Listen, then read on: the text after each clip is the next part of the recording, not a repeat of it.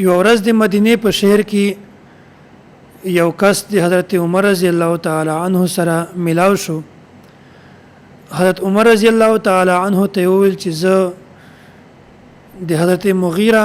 غلام یم او زه ډیر کاریګر سړی یم، زه میچنې هم جوړولی شم او زه لوهار او ترکان هم یم. خو حضرت مغیره د مانه ډیر زیات درهم اخلي، ته د ما سفارش ورته وکړه چې دا د ما درهم د اجرت دا کم کی. خو حضرت عمر رضی الله تعالی عنه ورته وویل چې یو ته دومره کاریګر سړی ته میچنې هم جوړولی شي، بیا تا خو صرف د 2 ورځو مزدوري هم کافي ده چې 2 ورځې ته صحیح مزدوري وکړې، ته دا درهم دا بیا هم ادا کولی شي. خو حضرت عمر رضی الله تعالی عنه اصحاب سیر د لیکلي دي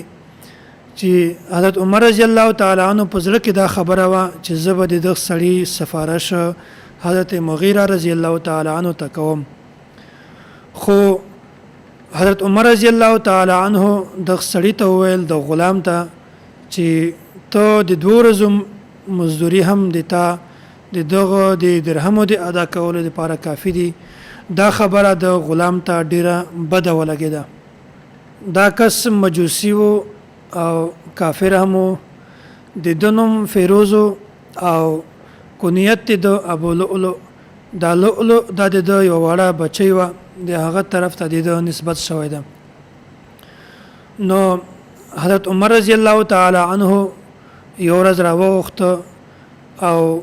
ورته ویل چې ما ته یوه میچن جوړه کړه، ته خو کاریګر سړی.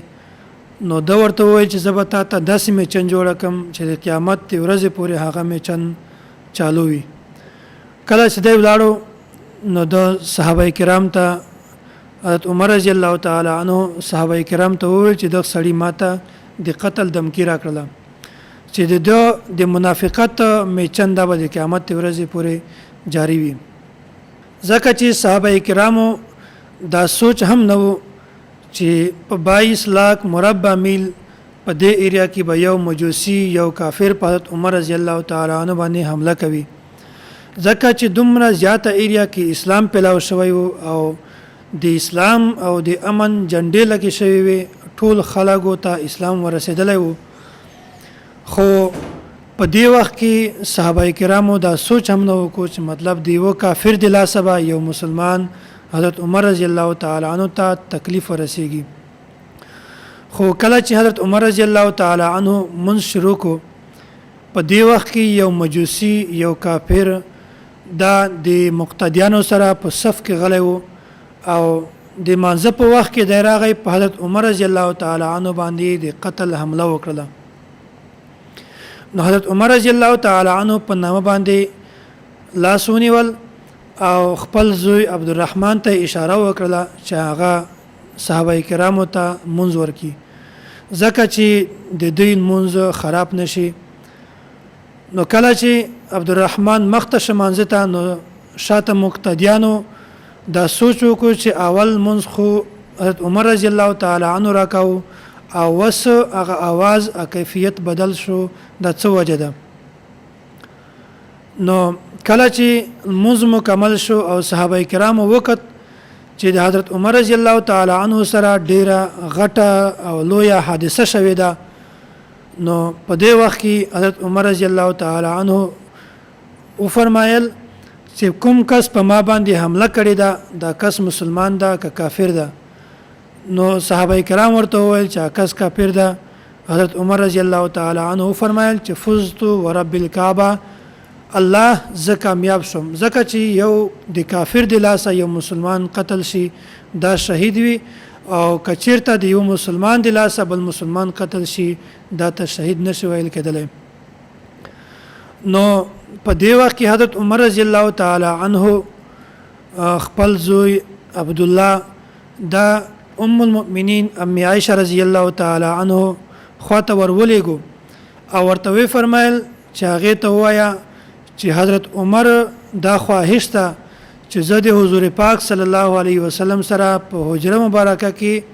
د تا په کور کې په یو ځای باندې زه هلته د ما قبر جوړ شي او هلته زه دفن شم. نو عبد الله ته یو فرمایل چې ورته وایي چې ما ته حضرت عمر رضی الله تعالی عنہ ویلي داسې ما ورته وایي چې امیر المؤمنین لا تقل امیر المؤمنین.